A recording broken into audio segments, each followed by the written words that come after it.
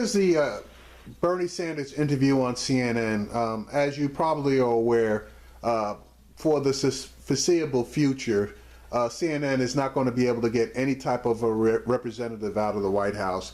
And in my opinion, that's not a bad thing, since most of what these guys do is lie. So anyway, here's the Bernie Sanders interview on CNN. Joining me now live from Burlington, Vermont is Senator Bernie Sanders. Senator, thanks so much for joining us. We always appreciate it. Let's start with the Supreme Court. Democratic Senator Jeff Merkley is vowing to filibuster Neil Gorsuch, President Trump's pick.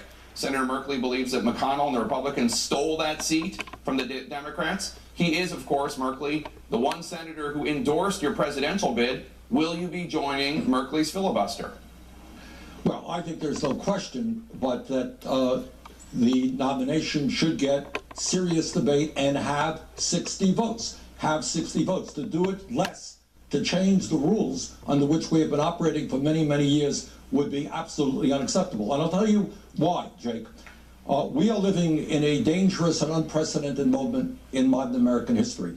What this Supreme Court decision is about is whether or not we continue Citizens United and allow billionaires to buy elections. It's whether or not we continue Roe versus Wade and allow a woman to control her own body. It's whether or not we have a Supreme Court which protects the right of the government to make sure that climate change is dealt with, whether workers have the right to join unions. So this is a major, major nomination. It should require 60 votes and a very serious debate. So you are going to be joining Jeff Merkley in requiring 60 votes to cut off any sort of filibuster? Look, Obama's nominations required 60 votes, so should Trump's, absolutely. So let me show you what you said after Justice Scalia died last February. Take a listen. The Supreme Court of the United States has 9 members, not 8. We need that 9th member. So how does what you're saying now square with your desire for a 9th member on the Supreme Court? Well, it's perfectly consistent. Obama had to get 60 votes. That's the rules of the United States Senate. And if 60 people vote to confirm Judge Gorsuch, he will become the next nominee. That is the process. Those are the rules that we operate under. But again, I worry very much, Jake, that under these very exceptional times, when we have a president who I fear very much is moving us in a very authoritarian direction, a president who apparently has contempt for the entire judiciary, suggests that a judge who makes a decision against them is a so-called judge, a president who attacks all of the media as fake media, who attacks our intelligence agencies as operating in neo-Nazi fashions. I want a Supreme Court that's going to stand up for civil liberties, for our constitutional rights, for the rights of workers, for environmental rights, for the rights of women. So yes, 60 votes to appoint the next Supreme Court justice. President Trump took steps on Friday to begin dismantling the Dodd-Frank financial regulations that were put into place following the economic crash of 2008. Take a listen to President Trump talking with Jamie Dimon, the CEO of J.P. Morgan Chase. So many people, friends of mine, that have nice businesses, they can't borrow money, they just can't get any money because the banks just won't let them borrow because of the rules and regulations and Dodd-Frank, so we'll be talking about that. You have long called for stronger banking regulation. There is this study by the Harvard Kennedy School of Government that found that community banks were having a difficult time complying with the regulations in Dodd-Frank. Do you see any upside at all to relaxing any of the Dodd-Frank regulations? You know, it is hard not to laugh to see President Trump alongside these Wall Street guys. I have to say this, Jake, and I don't mean to be disrespectful. This guy is a fraud.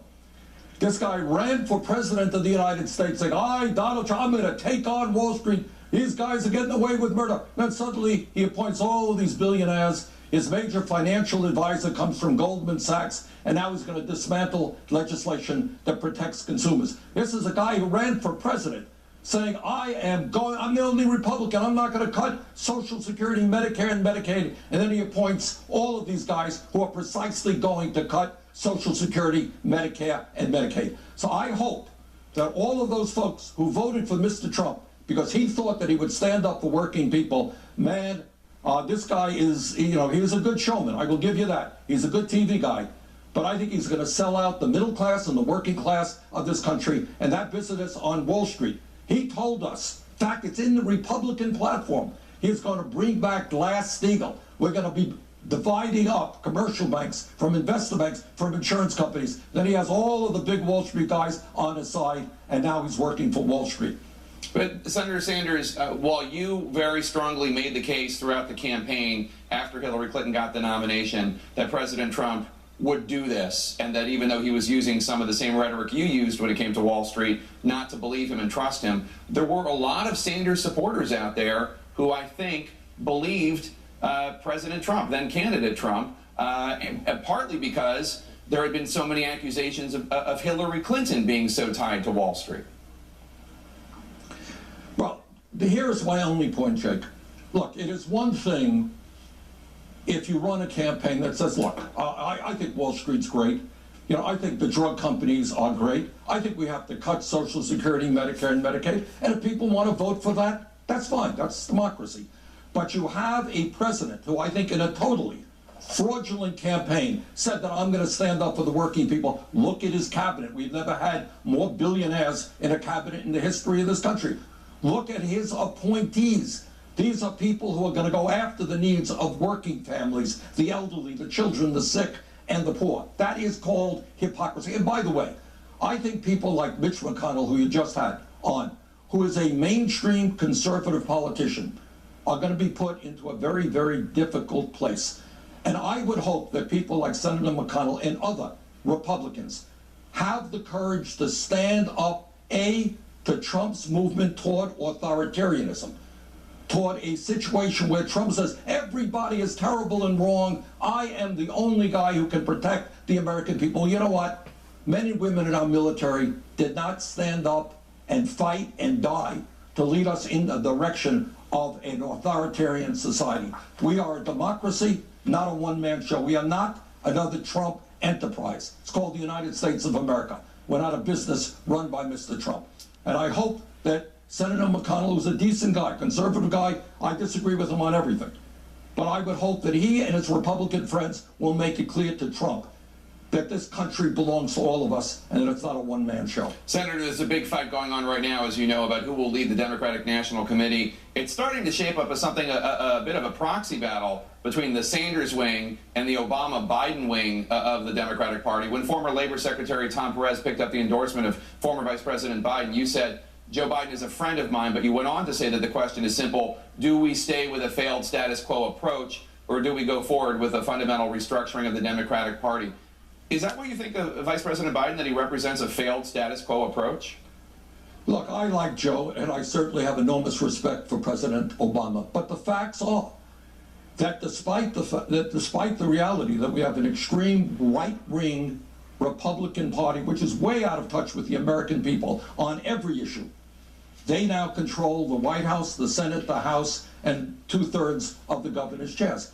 If we continue along the same way, I think you're going to get the same results. So what I believe is we have got to open up the door of the Democratic Party. You got to bring in working people. You got to bring in young people. We got to raise money by small donations rather than being dependent on wealthier people. And I think we need to fundamentally change the way the Democratic Party does business and how it is prepared to stand up to the big money interest. You can't be on both sides. The Democratic Party has got to say, yeah, we're going to take on the greed of Wall Street, the greed of the pharmaceutical industry, the greed of corporate America that throws American workers out on the streets and moves to Mexico and China. We are on the side of the elderly and the workers, not on the side of big business. That's a decision that the Democratic Party has got to make. I think you know where I am on that. Senator, I have a lot of questions for you about Obamacare, but I'm going to save them until Tuesday night when CNN brings the debate between you and Ted Cruz live on CNN on Obamacare. I want to ask you, as a closing question, about something that is admittedly rather frivolous. I want to ask you about this bizarre sighting at Paris Fashion Week from Yeah, I'm not going to that. That was a bunch of crap. But anyway, this is probably going to be the only Democratic interview I'm going to do, because the Republicans just such fertile ground to do interviews on them. And, you know, and we pretty much already know where Bernie stands on most of this stuff. He hasn't changed his opinion pretty much about anything, unlike a whole lot of these Republicans at this point in time.